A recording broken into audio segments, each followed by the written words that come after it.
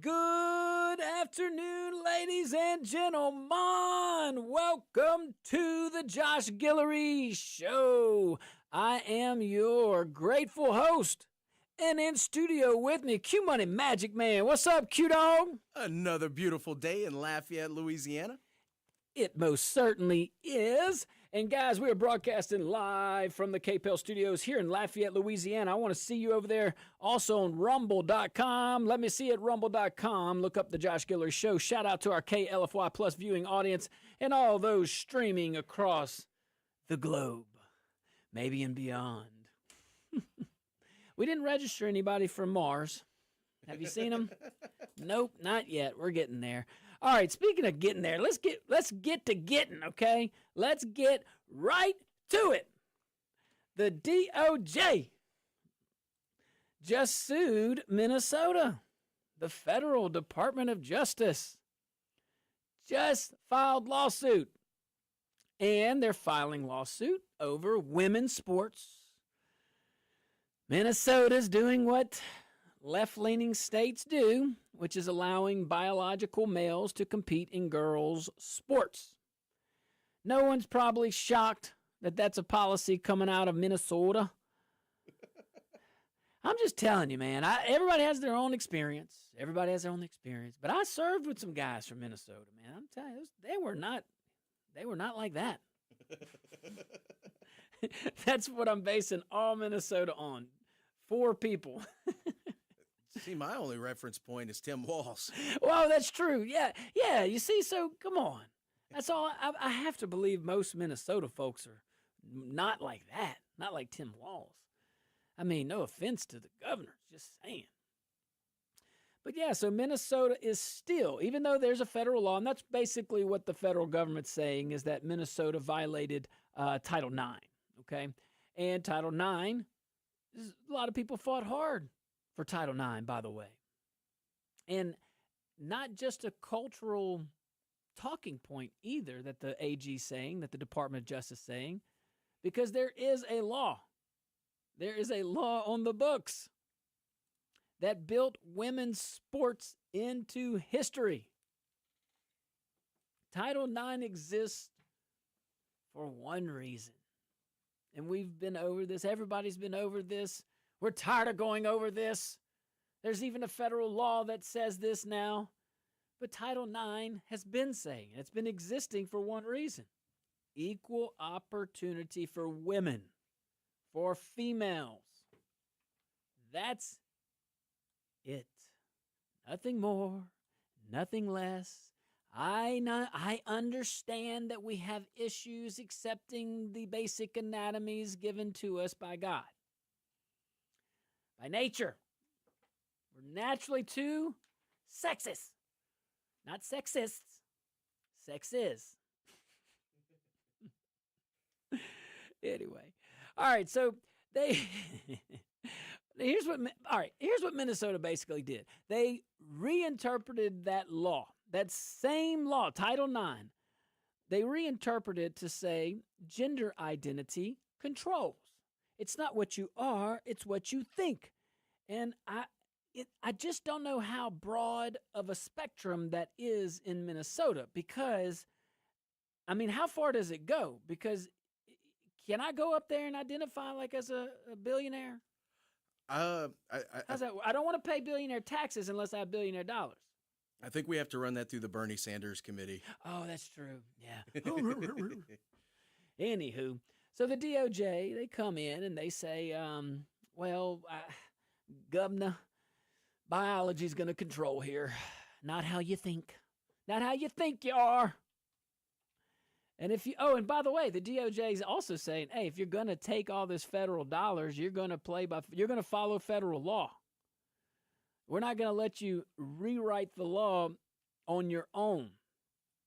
So that's part of the fight.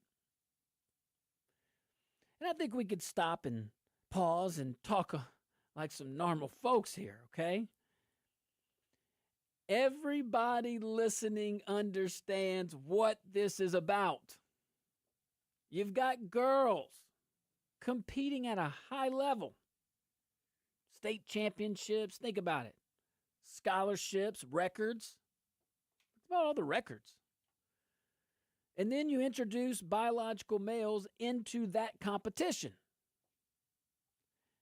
That changes outcomes.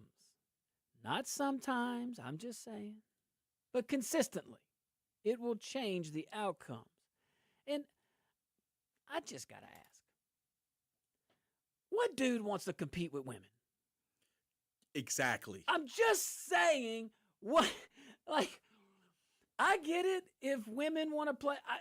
I'm just saying, it's no big deal if a girl wants to play on the baseball team. If the girl wants to go be the kicker, if a girl wants to be the right guard of the football team, go for it. But not if it's an all-girls team and it's a boy doing it. I think there are physical. What do you? I'm just asking. Why would you want? What would you feel accomplished? Right? Like that swimmer that was a boy or a young man. He's a college young male. Okay, young man. Yeah. Just on the podium, I mean, his lats, his delts. I mean, like, dude, it's almost like you have gills compared to them. Like in your, right. Like, come on. Smash the records. Yes. Or that boxer from Turkey, of all places.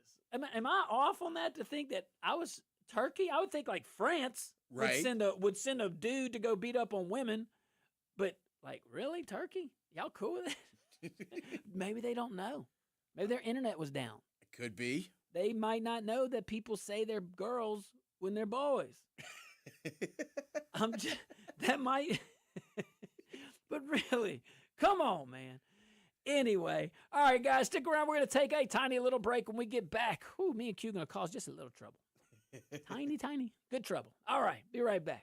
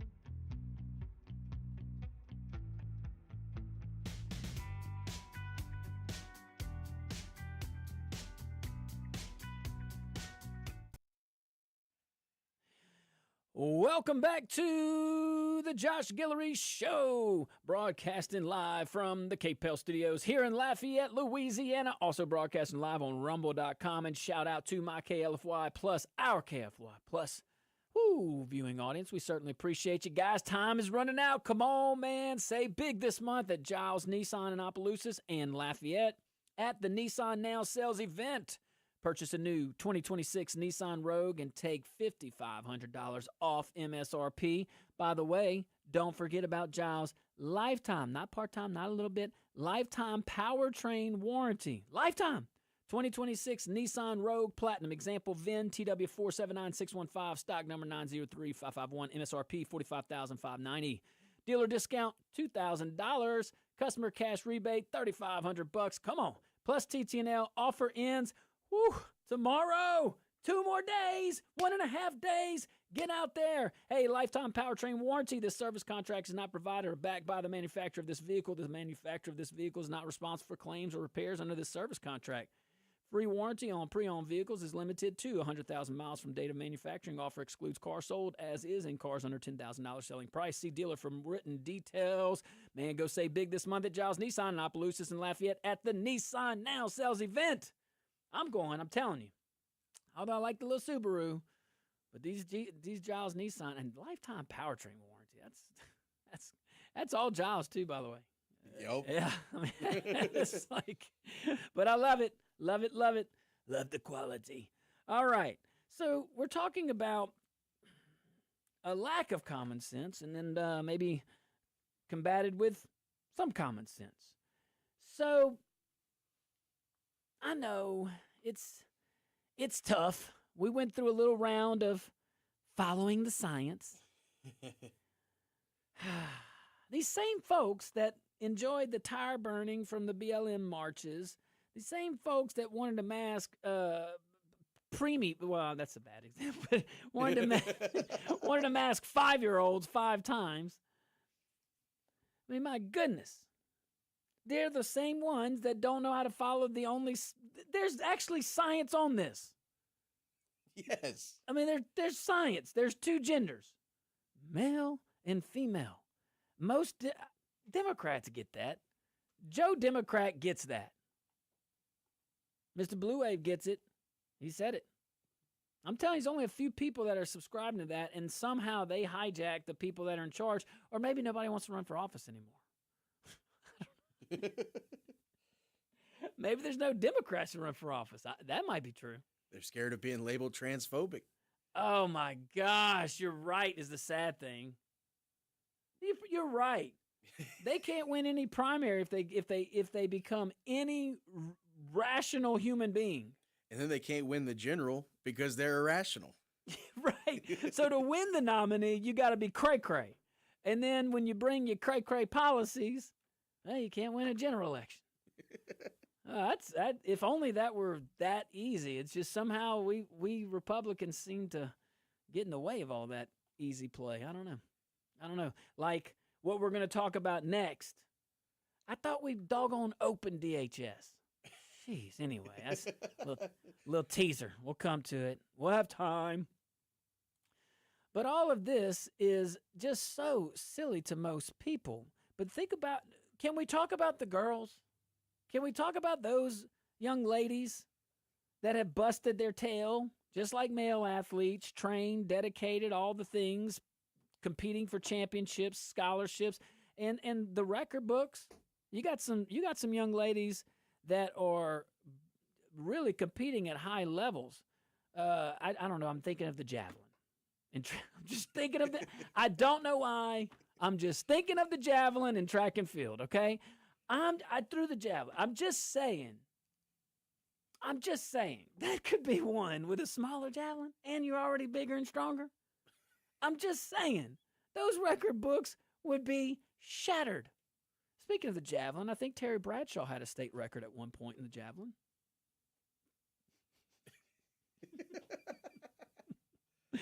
But man, all right, so you got all this. You know, and I think that's why this is becoming a national issue, because everyone in the nation understands this basic anatomy. You know, people aren't, and the thing is, we didn't most folks didn't wake up upset with all this just one day. It's like we, and also on this, we saw it happening too. You know what I mean? Over and over. And they knew it wasn't right. Now the legal, piece kind of creeps in here, and it needs to. Minnesota was told to fix it. They didn't. So now it's in court. The DOJ, all they're asking for is an injunction to shut it down, and they're also asking for damages for athletes who lost out. I didn't catch that at first. That's and how do you measure that? You want to go back and compete? You want to open up the competition again? Like really? Or do you want to strip the first place? But how do you know? What about what if you had a consolation? You had a battle. You're gonna give 2 third places now? It's just so weird. We could add in a participation trophy at the Might end. as well. I was thinking of that. Jeez. Gosh. Or I got an idea. See, all right. What we could do is we could have one group, and it would be women and girls would compete with girls, all right? And another group, we'll use that group as just males, okay? I know this is crazy. Y'all just follow me, okay? And then we'll do this third one. And it will be males competing with males who identify as something other than a male. Kangaroo, doggone fur baby, doggone, but women, you identify as a girl. Now, used to, we would call that junior varsity, okay? But that's okay. Now, to all the 99+% of the regular JV folks, freshman and sophomore, trying to work your way up, doggone it. Pay the piper come on, you got this. No. Y'all all got to be subject to wearing wigs now. Now get over it. All right, now so let's move on. I'm sorry. I don't want to make fun of people with an issue. I do think we should all have compassion. I really do. It's these politicians that are taking advantage of these people with mental disorders that is really, really just frustrates me. I think it's an abuse. And that bothers me. Bothers a lot of folks. All right, if little Johnny woke up and said he was a tree, now chances are he might, because he's a kid, okay? But let's say every single day he just stood in the dang yard, put his hands out, and said, "Water me. Don't give me human food. Water me like the tree that I am, the giving tree, but don't cut me down." What the heck? You think we're going to do? Of course not. Of course not.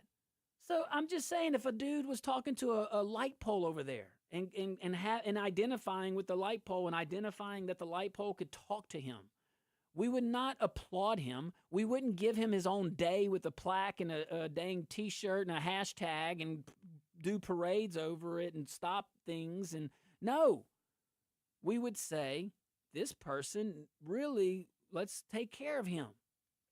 Let's make sure that he's not talking to all the light poles. That's not normal. And if we have time, just for the sake of it, just ask him what the light pole said. After that, just let him go. But really, come on. This is silly what we're talking about, but yet we still got to keep on talking about it. And we have to keep on talking about it because there is always a politician in office trying to score political points off of someone else's suffering. Suffering that they're making. They may not say it, and this has nothing to do with gay rights. It has nothing to do with sexual orientation. It has nothing to do with anything other than a fact, a truth, that there are males and females. Now, when we open up calls, y'all tell me about the in-betweens, and we can get all cray-cray with it. All right, that's my second cray-cray reference. I should have went traditional crazy. That's okay. Good crazy, though. I'm inviting it. All right, guys, stick around. We'll be right back. Phone lines are open. I see you, Big Chris.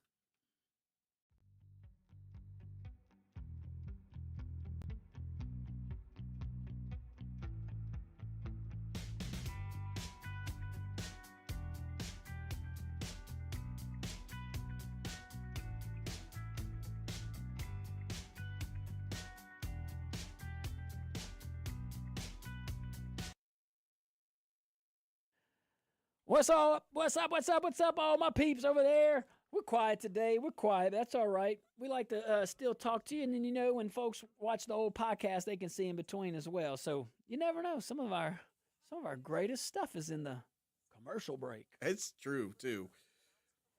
Hey, and also my spiritual warrior. I'm messaging you right now. I did read. Very interesting, especially on the chemtrails. I'm telling you, I get a lot of stuff from my dear friend. She knows. You know who I'm talking about. Yep, One of the sweetest people in the whole world. absolutely. Man, so look, I'm gonna hit the latrine real quick. Talk to the folks. Yeah, I was just thinking about the topic of trans athletes competing in women's sports. Not transgenerational. Yeah, this is the more traditional. But like, can you imagine putting a heavyweight and a featherweight in the same boxing ring? That's essentially what this is. You take a guy who has gone through puberty, who has that additional muscle gain, who has high testosterone levels, and then you put them in women's sports. Women do not develop physically in the same way that men do. That's just a scientific fact. And it's unfair to have an entire section dedicated to women's sports only to then put biological males competing against them. It's a disservice to the women who have worked oftentimes their entire high school career, sometimes their entire college career, for an opportunity to compete at a high level. And then it just gets ripped away from them at the last minute. That's just wrong. And I'm happy to see the Justice Department is finally taking action on it. And that's not even to comment on the rights of the trans athlete and their health care. The fact that evil is being done, irreversible evil is being done to these folks is just wrong. You know, if we would have went back 20 years in American history and told people that this would be a thing, they would have looked at us like we were crazy. And understandably, because the whole concept of changing society for this one issue is bad. It's wrong. It shouldn't be the way that it is. And it's good to see that action's finally being taken to resolve it. It'll be interesting to see how the lawsuit plays out. I think overall most Americans agree on this topic. Even persons who may be a registered Democrat agree that this is outside the natural norms. This is outside of what we expect as a society. And something has to be done about it. But we have about a minute and 20 seconds left in this break, and we'll be right back with you. Y'all stay tuned.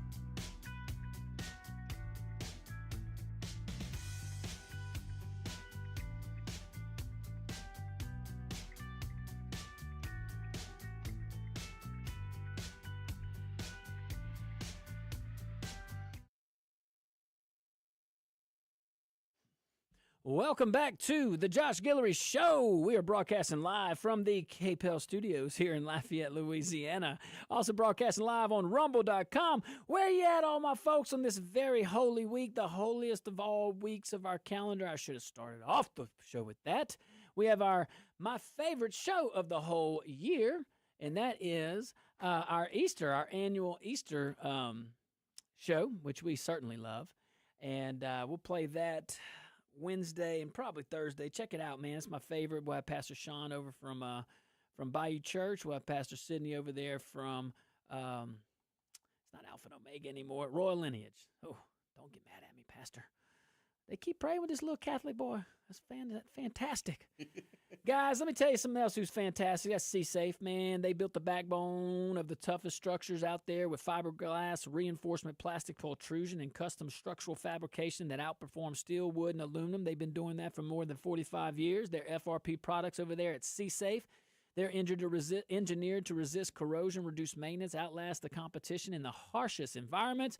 From offshore platforms, wastewater treatment plants, everywhere in between, C-Safe, precision-built, performance, proven, trusted by engineers, architects, and contractors nationwide. Man, y'all go visit my friends over there at csafe.com. SEA, just like the ocean. Let's go to them phone lines, man. We got some folks on there that I know for a fact Jack is going to bring some value. Let's go to my boy Big Chris in the hizzy. What's up, Big Chris? Hey, Josh. Now, let's set the table. Now, transgender girl, that's a boy that wants to be a girl, and a transgender man is a girl that wants to be. How does that work? I can't when hear. When you say transgender girl, okay. What is that? That's a boy that wants to be a girl? Yeah, well, I guess, yeah. See, I get confused. It's like a double negative. You know what I mean? Like, is it negative 2 times a negative 1 is a 2? I don't understand this is the deal. You know, I don't think it's about anything about fairness at all. It's about them winning because they can't.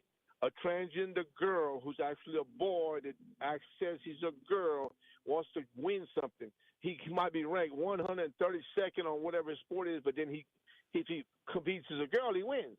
Why? And the reason I'm saying is you never, ever, ever see a girl that says she's a dude competing in dude sports. Am I correct on that? Well, I don't. Now that you say that, I'm sure there are. But I never heard of any. I just hear of girls that want to compete in some boy sports. I've heard that before. You know, like but that's like a girl kicker. Though. Yeah, right. I'm with you. I don't see that either. But I'm sure there is, though, Big Chris. And if you give it long enough, Minnesota will figure it out. Yeah, it's crazy. I mean, we have to even talk about this. Like you said, it's nuts.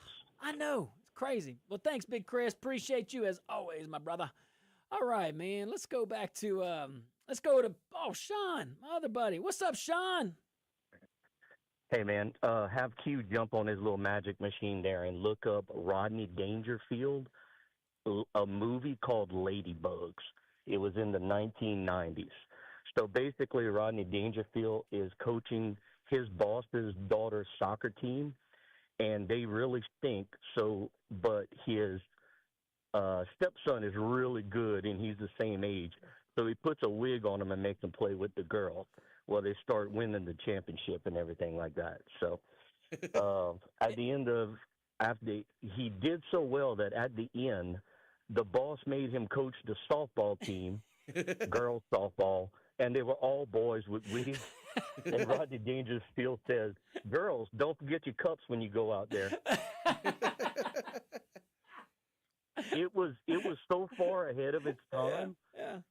Yeah, it's a good watch. If you can watch it, it is really so far ahead of its time. Oh my goodness, that is priceless. Yeah, I remember he hasn't pulled up, but I remember Ladybugs, man. Absolutely, we've referenced that wonderful movie on the show. Let me tell you, you ain't kidding, Sean. Talk about ahead of their time, and I mean, I forgot who said it. One of the coaches too said, "If you give me a whole bunch of." I'll leave that out. Never mind. All right, Sean, appreciate you. It's a family audience. What's up, Buck? What you got, my man? Hey, next time I go up there to Minnesota, I'm going to tell them that my AR-15 identifies as a water gun, and then that way they shouldn't have a problem with it. That's right. Yeah, that's right. That's right, Buck. I think you got a good plan, my friend. Man, Q, what's your take on all of this? Oh, whew. It's interesting that this has become a national story. Yeah. So I think when I was in high school, I graduated in 2010. Looking back to then, I don't recall this being a thing. If someone would have told me about this, I would have assumed they were crazy and went on with my day. And now, with where we are, it's like, how did we get here? And how do we explain this to ourselves from 20 years ago that this is somehow normal? You can't. Exactly. This is going to be a period of time, I would imagine, when our future generations look back and say, what the heck was wrong with these people? That's what I'm thinking. And hopefully it's Americans saying that and not a different country occupying this soil. And I mean that for a reason. And I mean that genuinely, because I think we're at a crossroads. I think if we lose the judiciary, we're screwed. I think if we lose the Justice Department, we're screwed. You have so much abuse in the judiciary, so much abuse with these when the Justice Department. And it's not all the time, but it's enough. And if we lose those and all this lawfare at all levels of government, we lose that, we're done. We don't balance our budget or fix our finances, we're probably going to be in a world of hurt. But I guess, as long as you're the sole superpower, doesn't matter right now, but it could. And, Rome thought they weren't going to fall either. Just letting you know. True. Just saying. So we can't be complacent. We can't be complacent in our foreign diplomacy, can't be complacent in our border, can't be complacent in our finances. Can't be complacent in shrinking our government. I just wish there would be more people that had the appetite to do that when they go up there to the land of Oz. All right, let's go to this nice caller. Caller, you're live on the Josh Guillory Show. What's your name? Where are you calling from? That's you, caller. Oh, call back. 232-1542, 844-766-6607. Man, right before we go in this break, so yeah, Holy Week, guys, make sure you check your calendars. If you're Catholic, all your churches, all your local churches have their own schedule for Holy Thursday, Good Friday, Holy Saturday, Easter. Go check them out. All the Christian churches have it. I'm sure all of them. Yeah, they all have Easter, but I mean, I'm sure they have festivities, and sure they have celebrations or something that you can go and do. Hey, shout out to a local group too, Helping Neighbors. Helping Neighbors. They do an Easter basket giveaway in the North Side every year, and they hand out a lot of stuff to folks that are underprivileged, and maybe sometimes that's what the family needs, just to bring some joy and happiness. So we all love that. All right, we can go to Will, though, before we take a break. Let's go to my boy, Will. What's up, Will? Hey, Josh. Happy Monday. I don't have any knowledge today. I just have a little quick life hack. And the way that I remember the trans thing is trans actually means not. So if you got a trans girl, that's not a girl. If you got a trans guy, that's not a guy. There you go. And thanks, sweet Jesus, I hadn't had to deal with any of them. But that's my little life hack for today. Thank y'all. Y'all have a great day. Thank you. Yes, absolutely. Absolutely. Oh, my gosh, I can go so many places with that. But we got to take a tiny little break. Thanks, Will. Thanks to all our callers. All right, guys, stick around. We'll be right back.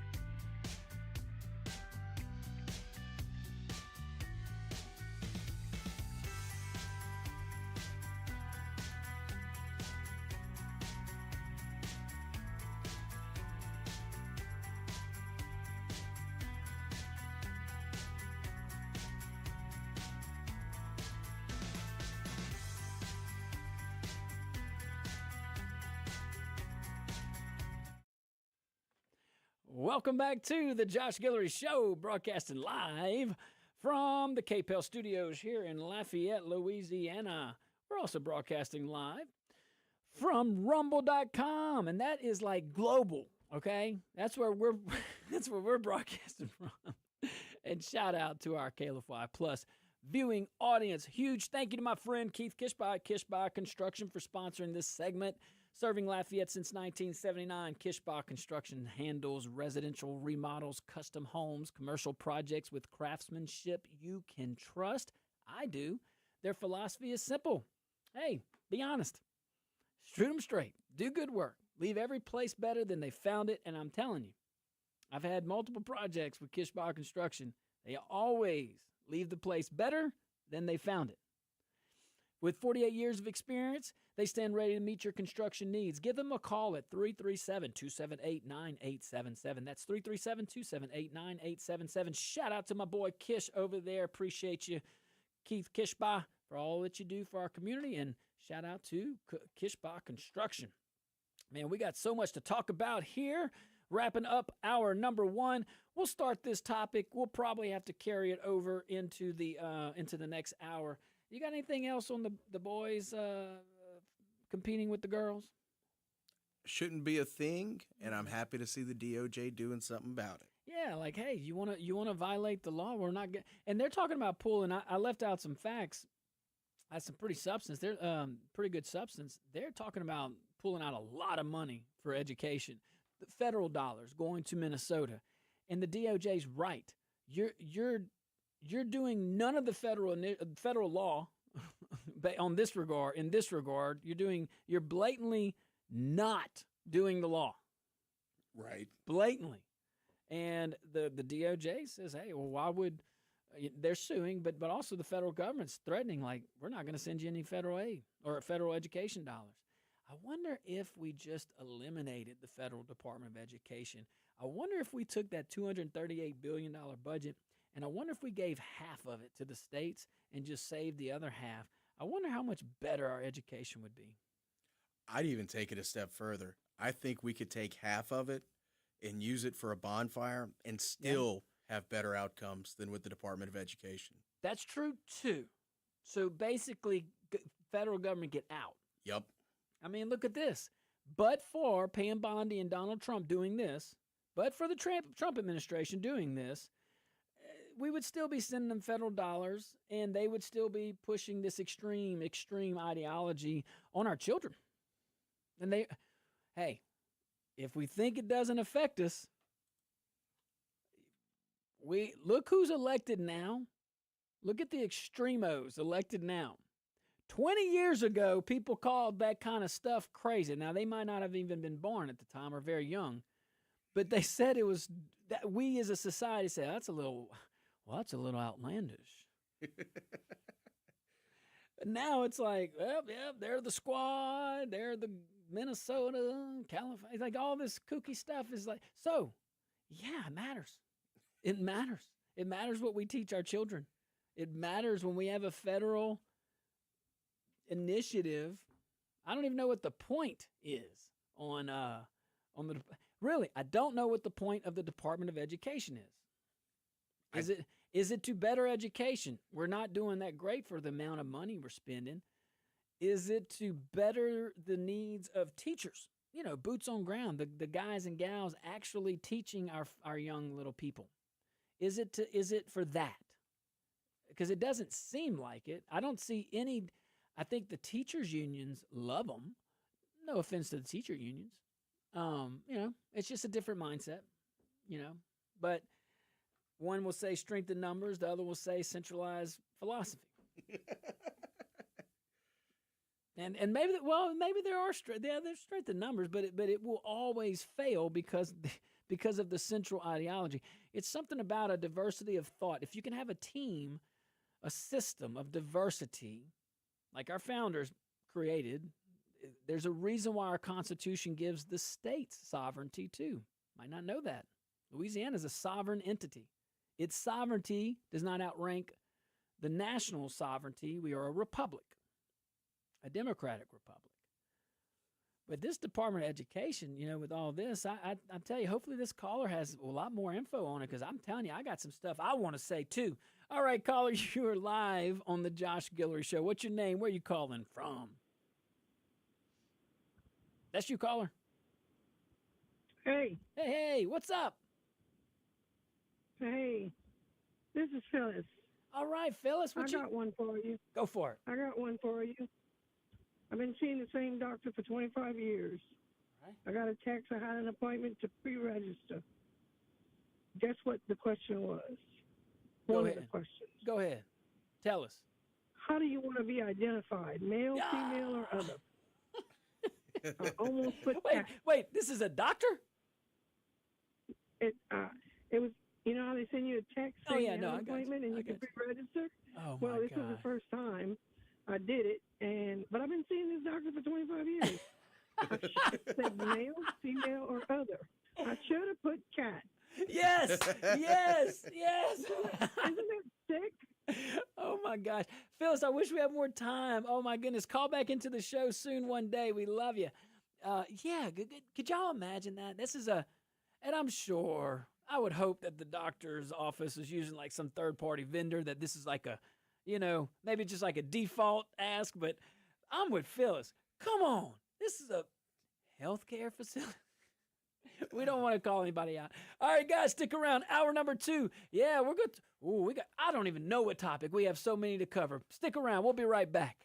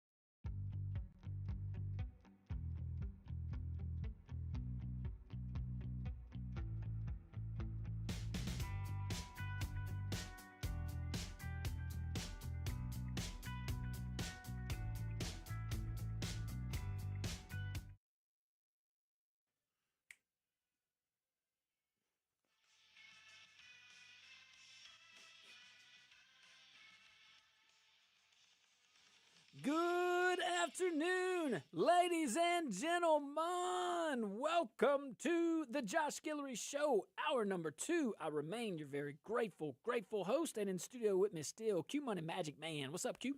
Oh, having a lovely time in Lafayette, Louisiana. That is so true. You know, we're actually broadcasting from there right here at the KPEL studios. We're also broadcasting live on rumble.com. Shout out to our KLFY Plus viewing audience and all the streaming services. You can go to my X page at Josh Guillory USA. You can see us live right now. All righty. But I want to see you in that chat at rumble.com on this most holy of holy weeks. Okay, so I said we talk about DHS and funding and that little fiasco. Boy, I'm talking silly, huh? Well, I don't know if it's silly. I mean, I like what the House passed. I can live with what the Senate passed as long as it's dropped immediately with budget reconciliation. See, that's the problem. See, the House probably did a good job. We'll come back and talk about it if we have time. But the House, maybe they knew the spinelessness of what was ahead of them, and they were like, "No, if you pass that, then you don't have the true intent to do budget reconciliation. So we don't trust you. So pass it all, or don't pass it all. I mean, just pass it and fund it." And the speaker, you got to give him credit. The guy has a one-person majority. The Senate leader has multiple, four-person majority, I think it is. And yet we somehow have to have the minority party, the party that doesn't have a majority, just to clarify, is somehow dictating what is being brought. Only my party can do that right now. I don't just, what does Joe say? The Republican Party that snatched victory out of the, or grab defeat out of the jaws of victory. Jeez. I mean, it's true. All right, but this one is definitely, I know, is going to be on your interest list. Birthright citizenship. It's back. It's back in the news. Back maybe before the courts too. Let's see. All right. So, we got to understand the system first before we do anything. All right. So President Trump is going after birthright citizenship. That's, if you're born here, you're a citizenship, or you're a citizen. And I'll say it straight, a lot of people on our side want him to win on this. I do too. It feels right. A country should control its citizenship. I think that's pretty basic. So now here's the problem. Here's where we're getting into a little issue here. The Constitution's getting in the way. So the 14th Amendment says if you're born here, you're a citizen. So that's the starting point. That's the starting point. And for over 100 years, the courts have read that pretty broadly. You're born here equals you're a citizen. That's been the rule. Now, Trump and his team is looking at it a little different. They're zeroing in on one phrase of the 14th Amendment, and that is, quote, subject to the jurisdiction thereof, end quote. Subject to the jurisdiction thereof. And he's saying that doesn't include people here illegally. You're not subject to the jurisdiction thereof. We don't even know you're here. We have you don't have a legal basis to be here. So that's the argument. That is not the precedent. The president is asking to go against precedent. So that's their argument. Now, here, though, is where we get a little real. So he's doing an executive order. You can't just change something like that with an executive order and call it a day, all right?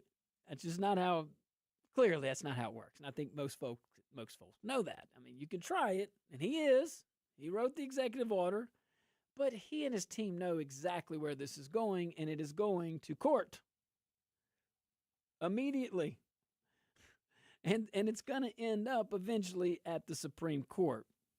That's the only place this gets settled, too, because you're challenging pretty long, 100 years long plus precedent of interpretation of that particular, well, that amendment.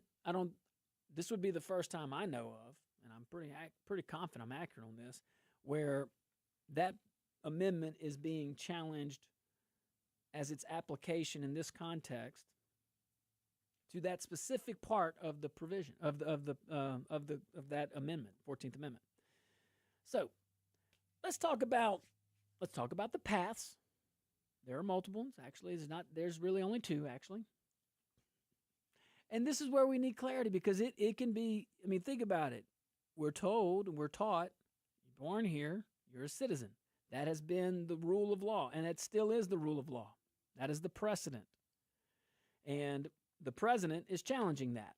His administration says no. That phrase, subject to the jurisdiction thereof, eliminates anybody's standing, anybody's right to have those protections, the citizenship. Now, that would also trigger a domino effect, I would imagine, depending on how limited the Supreme Court wants to handle this issue. But if the Supreme Court ends up agreeing with the Trump administration, I wonder what the next step is, because the whole theory right now in constitutional law is the Constitution protects persons in the jurisdiction of, like you said, like the jurisdiction. I mean, I'm using the phrase, it doesn't say, like I'm happen to be using that terminology. I can use a different one. Fall under the protections of it. How about that? You know? So, hey, we'll see. That is definitely, I can see where the court could bifurcate that and could say, no, we're going to do two. There's two different issues, so we're not even going to deal with that one. That one's not before the court. That would be judicial constraint, and we like that. All right, so let's talk about these paths, because, again, there are really only two ways that this changes, this whole law, this whole rule of law, that if you're born on American soil, you are American, okay? Two ways. Option one, the Supreme Court reinterprets the 14th Amendment. They look at that phrase, subject to the jurisdiction thereof. And they could say possibly that it's been applied too broadly. If that happens, everything changes overnight. That's the fastest path. And that's what Trump is aiming at. We don't know. We'll see where that goes. Option two, constitutional amendment. That's the long road. 2/3 Congress, 3/4 of the states. That's not happening anytime soon. I don't know if that will happen. Q, how did prohibition happen? Well, it was the temperance movement who managed to get the amendment passed, but they weren't able to secure the long-term social change that their movement pushed for, because once they secured, and I forgot which amendment it is, but the one that banned alcohol, once they 21st, once they secured support for the 21st Amendment, the movement basically disbanded, and we saw what happened thereafter. Yeah, I knew you would be able to explain that. That was pretty good. Now I'm going to put you on the spot. What about the income tax? How the heck how did we get suckered in, and why did y'all do that to us? That one I don't know enough about. Can you, it's totally, that wasn't the selling point. That's why. If they knew, the income tax should be a great example of why we shouldn't trust the federal government or any government in that regard. I mean, that was sold as temporary. That was sold as, well, we just got to do it for a little bit. If they would have known that this would have turned into what it has turned into, no way. No way. Anywho. All right, guys, stick around. We'll be right back.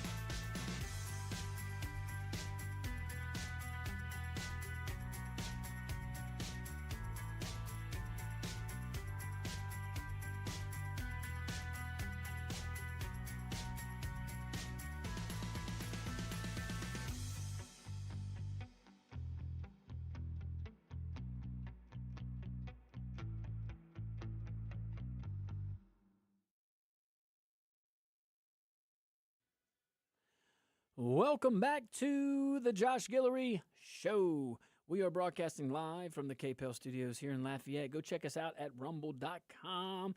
Shout out to our KLFY Plus viewing audience, man. And shout out to my friends over at Stan's Auto. Hey, for all of your automobile needs, go give my friends at Stan's Auto a call. I tell you what, if I needed my vehicle towed somewhere to go and get it fixed, I would call 989 a nickel and a dime, because you can't go wrong with Glenn's Towing, and I would tow that thing right to Stan's Auto. Yep. I'm just saying. So here we go.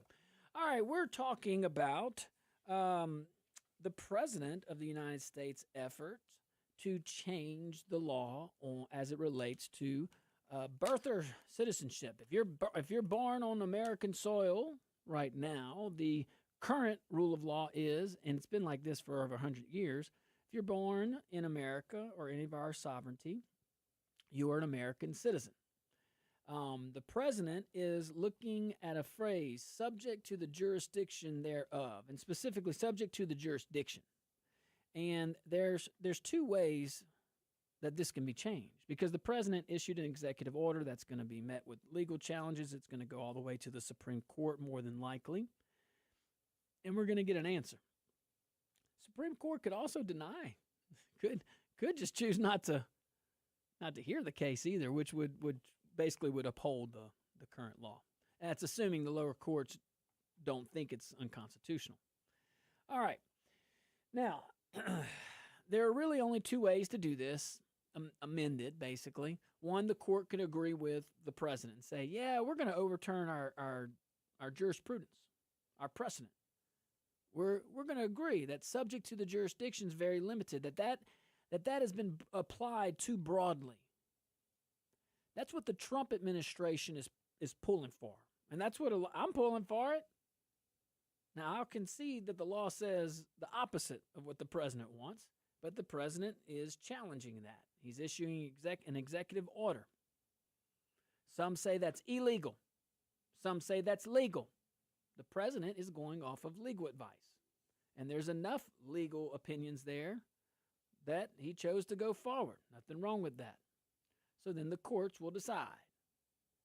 So, one option, Supreme Court agrees. The other option is a constitutional amendment. That is a very long road, and it's only happened 27 times in our great country's history, and the first 10 came all at once 2 years after ratification. So really 18 times, and really 17 if you think about it. They just couldn't squeeze those first 10 in. Let's just form the government first. We'll worry about protecting the liberties later. They didn't wait too long. 2 years. 1791. So we know what Trump's aiming at. That's good. I think most of us are thinking that would be kind of common sense, and think about when it was ratified too. But let's talk about it, because we could bring this home. Policy-wise, a lot of Americans are fed up. They've watched the border situation. They've watched it change. They've watched incentives shift. They've watched the system stretch to levels that we wouldn't even think of. And birthright citizenship is now part of that conversation, whether folks want it or not. So that's why this is happening right now. Now, legally, it's about a heavyweight fight. We are about to have a heavyweight fight legally. Text of the Constitution, history after the Civil War, prior Supreme Court decisions, all of that is on the table. That's not some easy win. That's a real legal battle, man. So here's the key, and the makeup of the court has changed. We'll see.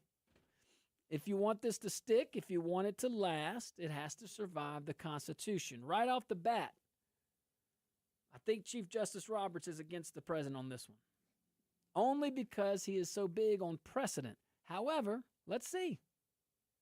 Maybe he does think it's been broadly applied. But I have noticed that the Chief Justice does rely on precedent a lot. But some of the precedent of the Supreme Court had been overturned. We have a case from Louisiana that made a little mark, Plessy. We've had a couple, actually. I'm sure every state has their moment, good, bad, or ugly. But it has to survive the Constitution. The president's action of an executive order and his interpretation or his administration's interpretation of subject to the jurisdiction thereof, if they agree with that, then it changes the law. Now, he's also saying, let's stop dancing around this. Let's take this straight to the court. Let them decide. He ain't playing. I mean, he has to. He's never going to get any movement. He's saying, fine, bring it to the court. Let them decide. And that's actually what's happening. And when they rule, that answer is going to carry for probably a long time because that's where we're at. Because if they uphold more than a century-old jurisprudence, well, that's a lot. That's a lot.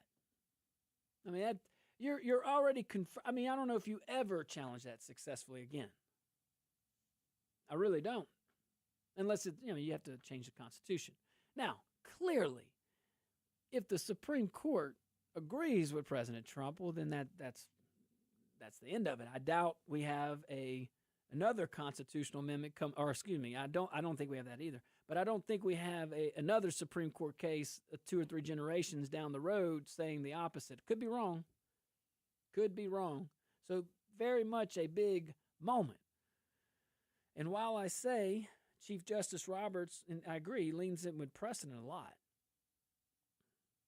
I mean, he's a Juris Doctor. He's there. He's been on the bench for a minute. Maybe he'll interpret it a different way. I think the only way that the president wins, and we don't have enough time to go into this, is you'd have to break down that post-Civil War history. You'd have to break down what in 1868, when the 14th Amendment became law, when the founders of that amendment, when the drafters of that amendment, because there's debate all in post-Civil War, during Civil War, there's documented conversations, documented policy shifts, by the way. 13th Amendment was never, 13th Amendment was thought to be the answer. It didn't take long before states came around and said, yeah, that's fine. That's fine. You don't have to deprive anybody of life, liberty, or property without due process, but we can. So you got to have voter this, you got to have this to do that. You got to, all these unreasonable burdens on folks that, maybe were a little disenfranchised at the moment. So, yeah, they came in and said, nuh-uh, nor shall any state. 14th Amendment, the due process clause is the only provision in our Constitution there twice. But we're not talking about that provision, Q-Dog. We're talking about something else. And maybe we'll talk about it when we get back. Phone lines are wide open, 232-1542. What you think about that provision? We'll be right back.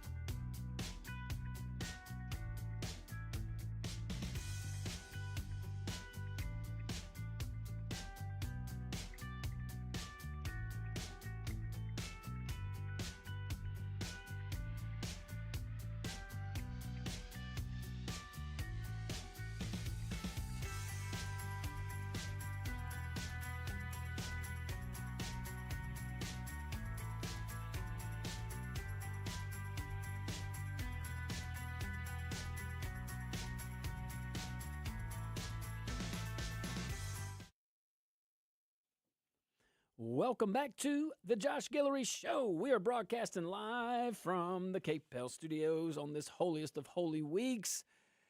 Woo, man. Let me tell you guys, my boys and gals over there at Giles Nissan, you do not want to miss this. I'm telling you, if you even remotely think you're looking for a vehicle, you owe it to at least check out the Nissan sales event, Nissan Now sales event. We only got 1.5 days left. It expires tomorrow, so say big this month at Giles Nissan in Opelousas and Lafayette at the Nissan Now sales event. You could purchase a new 2026 Nissan Rogue and take $5,500 off MSRP. And don't forget about Giles' lifetime powertrain warranty. 2026 Nissan Rogue Platinum example VIN, TW479615, stock number 903551. MSRP is $45,590. Dealer discount, $2,000. Customer cash rebate, $3,500. Plus, TT&L offer ends tomorrow, guys. Lifetime powertrain warranty. The service contract is not provided or backed by the manufacturer of this vehicle. The manufacturer of this vehicle is not responsible for claims or repairs under this service contract. Free warranty on pre-owned vehicles is limited to 100,000 miles from date of manufacturing. Offer excludes cars sold as is and cars under $10,000 selling price. See dealer for written details. I'm telling you, say big this month at Giles Nissan in Opelousas, Lafayette at the Nissan Now sales event. All righty. Phone lines are wide open, 232-1540, 2-844-766-6672. Woo! 844-667-7662. All right, there we go. All righty. Let's see here. Q, man, I think the court is faced with a pretty straightforward question. It's what do they want to do? I agree. What y'all want to do with this? This little hot potato. It is so, can you imagine being on the Supreme Court right now? And you're faced with this because this is monumental. And perhaps the Supreme Court says, no, we're not going to take it. Listen, that's a co-equal branch of government. They could very well say, no. We'll talk about it later. And then we could be left in I don't know. That might be their option. If I doubt it. If I'm a justice, I don't know. I think I'm mixed. I both want to hear it, and two, would you have to. Some degree of fear of hearing it. You have to hear it. I mean, come on. There's no way they don't grant what's called writ of certiorari. There's no way they don't answer this question.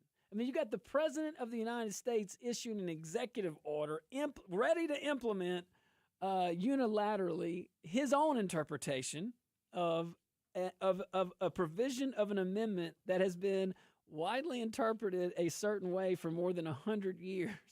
So, yeah, they're probably going to jump in. They're probably going to say, whoa, hold on now. We'd like to hear more. I don't know. Let's go to Sean. He'll probably bring some wisdom. Let's see here. Sean, what you got, buddy? Now, the Supreme Court is going to drop it down to a lower court, and they're going to back out and wiggle out like they always do and let somebody else deal with it. But two stories, make it quick. Friday, I'm at Tiger Truck Stop in Gross Pet. Yeah. There's a Hostard bus full of people that are a lot darker than me, and I'm pretty damn dark. Well, we're in the store, and it's pretty apparent the little girl's saying next in line, nobody speaks English. So these people are being bussed. I don't know to where. I didn't ask. I was pretty pissed off at the time to see this going on. So they're going to just keep doing what they're going to do until we stop it. And then Saturday night, I'm going to pick up my kid from a after party from prom. Cop pulls up in back of me, turns on his light, and there's a pre-recorded message saying, hey, you're loitering, get the hell out of here, basically. And it says it in English, and then it says it in Spanish. And I'm like, are you serious? Where at? I thought this is black and white. This is city police. What city? Lafayette Parish. This is Target. Target parking lot. Target parking lot on Ambassador, where we were meeting, and it said you're loitering, and then it said blah, blah, blah, blah, blah, blah, blah, blah, blah, get the hell out of here. So that was Saturday night. So Friday, I got a busload of illegals, and Saturday I got ran out in Spanish from Target parking lot. In Lafayette, Louisiana. I just want to make sure this is right. Black and white units, city, they have an automatic announcement in their police cruisers. He hit me up. He was what did he use, a Ford Explorer or something like that? And sure enough, it was in Spanish. Well, hey, different folks have different policies. You know, I always thought we had English as our primary language. And, you know, No, we don't. That's actually not a law. Trump was the one trying to make. We have no actual language in America. Everybody accepts that it's English, but it's not a law. That it is nowhere said that English is to be spoken in America. That is nowhere anywhere on law. But it's accepted. Hey, well, always good points, Sean. Appreciate you calling in. I'm telling you, I someone talk about post-Civil War and all that stuff, you know, and how the slavery evolved and how this issue became an issue, and maybe some of the discussions and maybe there were some arguments about, just because you were born from slaves, you're a citizen. You were born in here on sovereign soil, so therefore you are a citizen. But there's more to it than that. That if I stopped right there, I would be shortchanging you on the analysis. So, but all good points from all the callers. Good points across the board. I am very curious to see how this plays out. I mean, I like the approach. I don't mind the approach with the president. I don't mind what he's doing. He's taking action. He has a legal team that's telling him that. I mean, he wouldn't do it if he didn't. No. So yeah, we'll see. Well, it is bold. It is definitely a different way. I would imagine. Now, has there been an injunction filed? I didn't see that. I haven't seen one. Maybe there's discussion of the executive order, or has that been issued? I believe it's been issued. He issued one, if you recall, right when he got in office. I'm assuming this one is similar to it, if not the same one. I think so. Or maybe it's going into play. Something triggered it. Something triggered us talking about this, and because what we reported is what is out there. So there's still some questions, and I do think it's the same executive order. Regardless, unless it's being enforced, there would be no way to challenge it. No one's harm. But if it's that's a head scratcher. I'm with the president. Send this to the court. SCOTUS, you guys are very learned up there. Y'all go figure this out. Man. All right, so let's switch gears here a little bit since we're talking about Washington. And guys, I almost feel bad reporting on this, but I just would feel like I would neglect my duty, if I didn't. So everybody listening has been following the whole DHS funded psych issue. And I mean following it. I mean, everybody, any of our audience probably can come up here. Most folks can give you an update on what's been going on. So let's get into it. I thought this thing was done. I think everyone did. And then it just, all of a sudden, the deal. Yep. It's with them senators. Yep. It started with Joni in Iowa, finding us $2.1 trillion and getting our hopes up. And here we are, here in South Louisiana, little old us, just talking about, oh, this is great. And then Friday, they did it to us again, Q. They did it to us again, right mid-show, too. You know, yep. Right after the show, the House is like, no. Or at least when we saw it. So, yeah, I mean, the Senate had already agreed. They agreed, fund everything at DHS except ICE and Border Patrol. So basically, they said, here, Democrats will give you exactly what you want. But, you know, that was the deal on the table. That's what they wanted. But Republicans were going to take the natural step, which would be pass it, open everything up, and then immediately turn around and fund ICE and Border Patrol through budget reconciliation. Done. That's how this thing was supposed to end. So what happened? I mean, how does this happen? So here's what happened. It stalled again, of course. That's it. It's the same story. I mean, how many times do we have to hear that in Washington? Right? Yeah, and I guess in other areas of government too, it just seems so prevalent in that location, in that place, on the Hill. No execution, no follow through. So we're stuck in the same loop where everybody knows the play, like everybody supposedly knows the play, which is pass the Democrats' bill, let Chuck Schumer have about 2 minutes with his cold burgers on his grill and his cheese and pose with a little picture.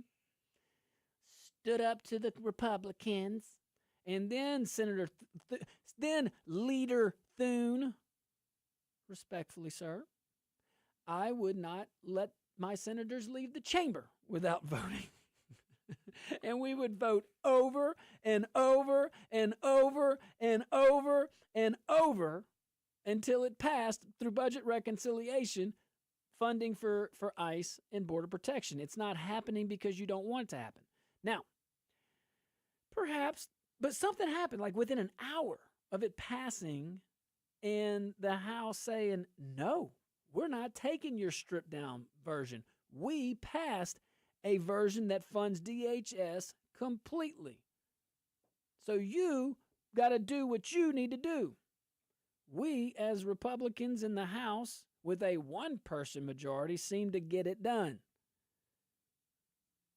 Kudos to Speaker Johnson. He's saying budget reconciliation. If you're going to budget reconcile through on one part, well, why not do it for the whole part? It is still technically part of a bigger budget.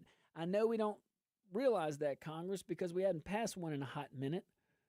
You know, we just keep doing these. I mean, could you imagine? Oh, just do a CR. Do a CR. You know, that's okay. Anywho, stick around, guys. We're going to take a tiny little break. When we get back, we'll wrap a bow on this and maybe so much more.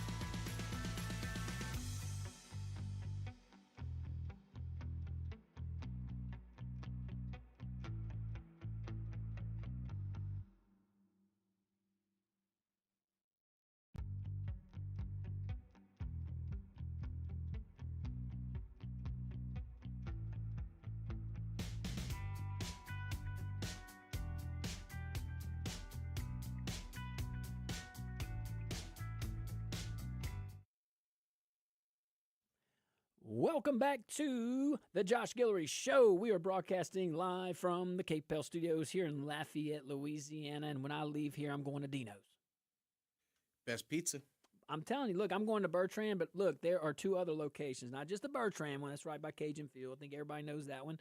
Dino's South off of Collie Saloon, pretty popular joint. And then right off the interstate in Henderson. So can't go wrong. I love Henderson. I do too. Just a nice town, good folks. The best. Yep. And they got a Dino's. Yep. All right. Let's talk about DHS some more. This is just so silly, and I almost feel guilty having to pollute our dear audience's ears and eyes with this substance, but we kind of have a duty to inform and duty to talk about this stuff. I said it before the break. We are stuck in the same loop, the same little game, okay? Everybody knows the play. Pass the Democrats' silly stuff, and then immediately do budget reconciliation and fund ICE and Border Patrol. Stuck there, nobody lands a plane. That's where we're at. But we got to ask, though, why is that the case? Because it was pretty apparent. Because one could easily say, why did Speaker Johnson not, think about this, why didn't Speaker Johnson say this before? Like when when the Senate was saying, yes, we're going to pass the Democrats' bill. Ha, ha, ha, ha. We're going to do budget reconciliation and fund ICE and Border Patrol. The Speaker could have easily said it right then and there. And yeah, people may have said he's, putting them on the spot, but nobody would have been upset. So I don't think that's the case. Speaker Johnson is a pretty smart dude.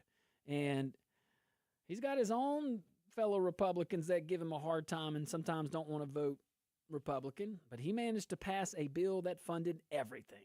And yet that means Border Patrol and ICE, but yet we in the Senate are my fellow Republicans. What up? What happened? Is there a trust level? Because that's the thing that Q, what else could it be? That's the only thing I could think of. I don't think they think they're going to pass it. I don't think the House Republicans believe the Senate Republicans. All the evidence points to they won't be able to get it passed. And here's the thing. And now that I think about, look, I'm good either approach, whatever gets us there. But I don't fault the Speaker. Because think about what we're talking about. The Senate says we're going to pass the Senate, the Democrats' bill. That's one. And then we're going to pass a separate one through budget reconciliation. That's two. There's no guarantee both pass the House. So I think the Speaker knows that. And I think the Speaker may be looking at this and saying, wait a minute, I have a bill that came out of the House that does what you're trying to do, and then you're trying to do something and pass it through budget reconciliation when I have a bill for you to pass through budget reconciliation. So if you're going to do budget reconciliation, do it now. Don't leave this is what this is my added verbiage because I don't think the Speaker may say this. But and maybe he did. I would just give a suggestion. That's it. See, my wife, she doesn't like when I give suggestions sometimes. Like I wanted to give a suggestion about Mass. And she said it was not my place. I said, no, like a suggestion box. If I was a priest, I would want a suggestion box and I would want to know. And she totally shot me down. She's like, no. And I love that because, they're the teachers, not me. I am definitely part of the flock. So anywho, not appropriate according to Jamie Guillory unless you're a priest, apparently. I don't know. I got to go get ordained. I don't think they let married, but they do let married folks become priests, but there's an exception. Really? Mm-hmm. My understanding is you have to be ordained first in like a non Catholic church, okay? Protestant church, sorry, I didn't have the words. And then your bishop has to okay it. Yep. I didn't know that was a thing. That's my understanding. So they got some married priests out there. Ah. That's right. Never knew. There you go. Now you do. I don't even know what I was talking about to get on that tangent. Do you remember? I bet you this caller knows. Let's see here. Caller, you're live on the Josh Guillory Show. What's your name? Where are you calling from?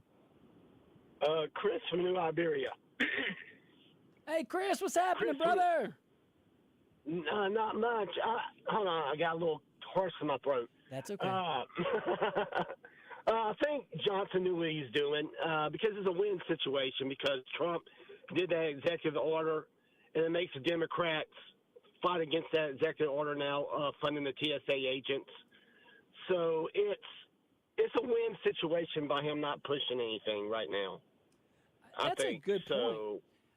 point. You're talking about Johnson's position, and that's a good point. And Chris, from the great parish of Iberia, man, look, I didn't think about it the way you said with the TSA stuff too. You're right. The president taking that position on funding TSA workers, I think that kind of emboldened the speaker. And the speaker's like, what are you doing? We have everybody here ready. Why don't you just take our bill? Why do we have to dance around Schumer? Why don't you take the bill that us Republicans passed and you do the same thing? Yeah. So I think they can hold out a little bit longer because they did that funding for the TSA agents. And so and you got the midterms around the corner. And they can say, hey, look, the Democrats want to pull the money away from the TSA agents, and because he's still holding out for that ID bill. So, You're right. Look, they still want to get. Well, we got to let you go, Chris. 10 seconds. I'm with Chris is making some good points. But here's a thought. We don't have to do any of that stuff.